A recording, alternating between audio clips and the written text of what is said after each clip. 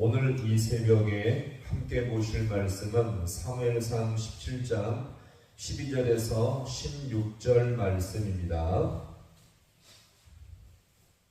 사무엘상 17장 12절에서 16절 말씀을 한 절씩 교도하겠습니다.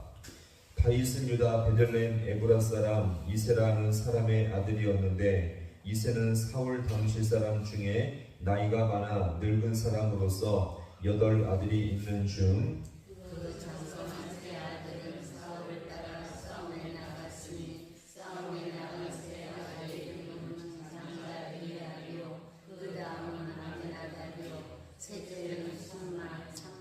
다윗은 막내라 장성한 3 사울을 따랐고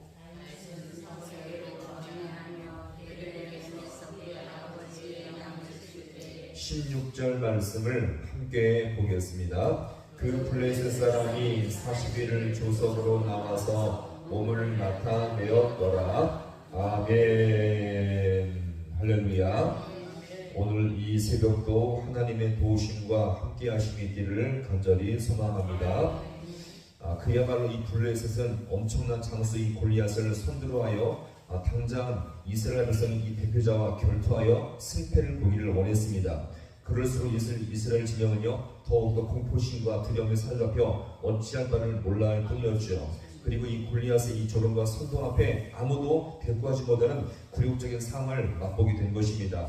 자, 그런데 이런 상황에서 갑자기 오늘 이 본문에서 다윗이 등장하고 있습니다. 자, 우리 12절 13절 말씀을 함께 보겠습니다. 다윗은 유다 베들레헴 에브라 사람 이세라 하는 사람의 아들이었는데, 이세는 사울 당시 사람 중에 나이가 많은 늙은 사람으로서 8 아들이 있는 중 그 장성한 사울을 따라 싸움에 나갔으니 싸움에 내간 3 아들의 이름은 전자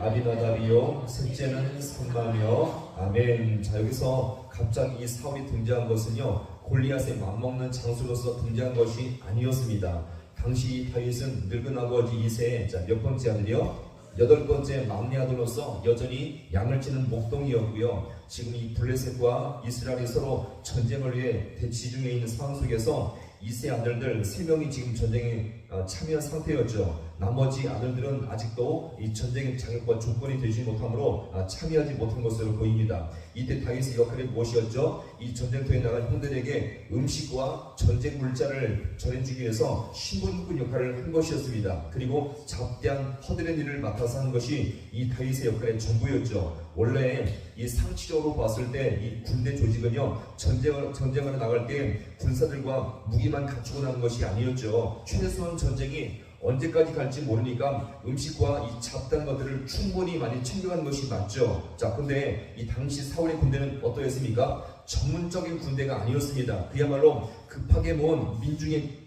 군대였죠. 훈련된 군대가 아니라 전쟁할 사람 나와라 해서 급하게 모인 급조된 사람들의 군대였으니 막상 전쟁터에 나가서 있다 보면 무엇이 부족합니까? 물자도 부족하고 먹는 것도 부족했죠. 그런 군대였습니다. 그러니 오늘 이 본문에서 다윗이 자기 형들에게 무엇을 가져다 왔습니까? 음식과 전쟁 물자를 챙기러 갖다 준 것이 바로 오늘 이 본문의 상황이었죠. 자, 이런 상황 속에서 오늘 이 본문은요 다윗을 이어서 계속적으로 소개합니다. 한번 볼까요? 자, 14절과 15절 말씀을 함께 보겠습니다. 다윗은 막내라 장성한 3 사울을 따랐고, 다윗은 사울에게로 그의 아버지의 양을 칠 때에. 아멘. 자, 다윗은 막내 아들이었죠. 그가 싸움에 나가지 않는 이유는 뭡니까? 아직 전쟁을 나갈 수 있는 20세가 되지 않았기 때문에 나가지 못했습니다. 이 전쟁 직전까지 다윗은요 사울의 악령으로 인해서 정신병과 불안 증세로 말미암아 고통당했을 때에 수금으로 여주하면서 그의 병을 치료하는 역할을 했는데, 이제 사울의 병이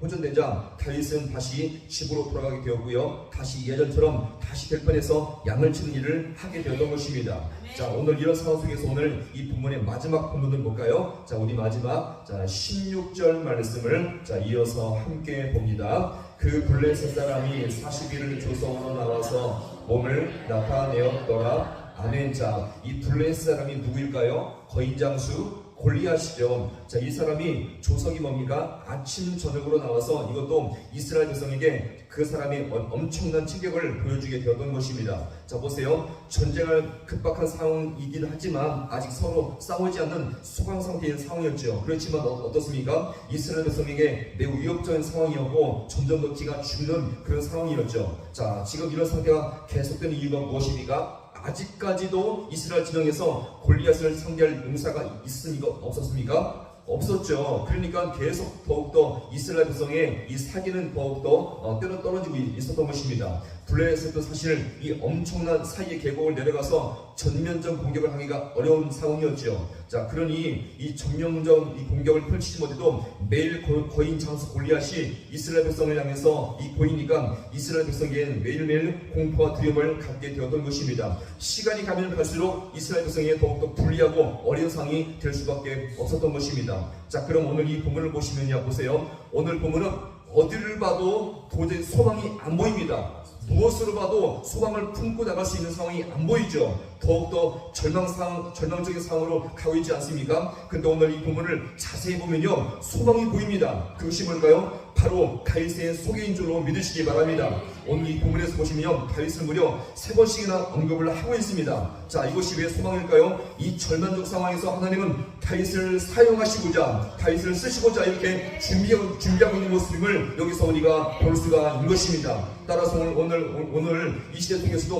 무엇이 소망입니까? 이 시대 속에서도 하나님의 소망임을 믿고 나갈 수 있기를 간절히 소망합니다. 더 나아가서 믿는 자, 주님께서 하나님을 절대 신뢰하며 주님만이 소망이며 이것을 간절히 믿고 살아가는 모든 성도에게 이 땅 가운데 진정한 소망이 될 수 있음을 믿으시기 바랍니다. 가정이 왜 소망일까요? 믿는 자가 기도할 때에, 믿는 자가 함께할 때에, 믿는 자가 더욱더 하나님을 붙들 때에 가정이 소망이 있으며 교회 가운데 더욱더 소망이 있음을 믿을 수 있기를 간절히 소망합니다. 오늘 저희 여러분이 이 달처럼 진실한 믿는 자가 되어서 하나님을 절대 신뢰함으로 말미암아 모든 것 가운데 소망의 풍성한 주님의 역사를 맛볼 수 있는 우리 모든 성도가 될 수 있기를 간절히 축원합니다. 기도하시겠습니다.